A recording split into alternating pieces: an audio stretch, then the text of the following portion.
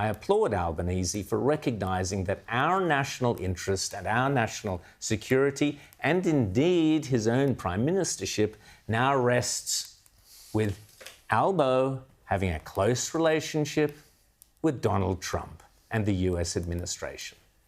Prime Minister Albanese has managed to recognise what Peter Dutton so utterly and idiotically failed to recognise, and what the entire Liberal Party machine at the last election also so idiotically failed to recognise. A close association with Trump can only bring political success. Success, not failure, you nitwits. The Albo-Trump bromance is now 2 weeks old, yet every day I scan the newspapers looking for all those political commentators, including many so-called conservatives, who have repeatedly and endlessly told us that Trump is political kryptonite, to come out and advise Albanese to urgently distance himself from toxic Trump, to avoid Trump at all costs, to have nothing to do with Trump. Because Trump is poison to Australian politicians. Because that is what all of them said repeatedly to Peter Dutton a year ago after Trump was elected.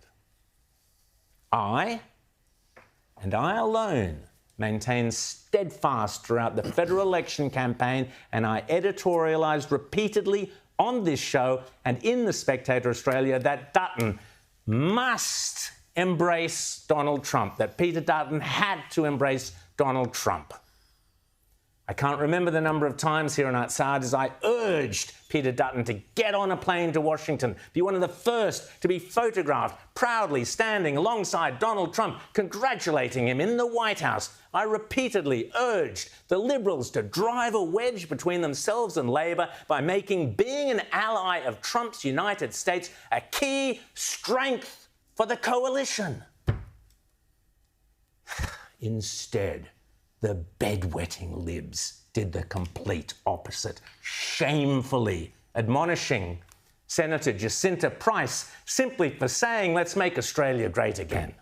What absolute buffoons, you clowns. Now look, as Albo grins and smiles from one continent to another, popping the bubbly alongside his new mate Donald Trump.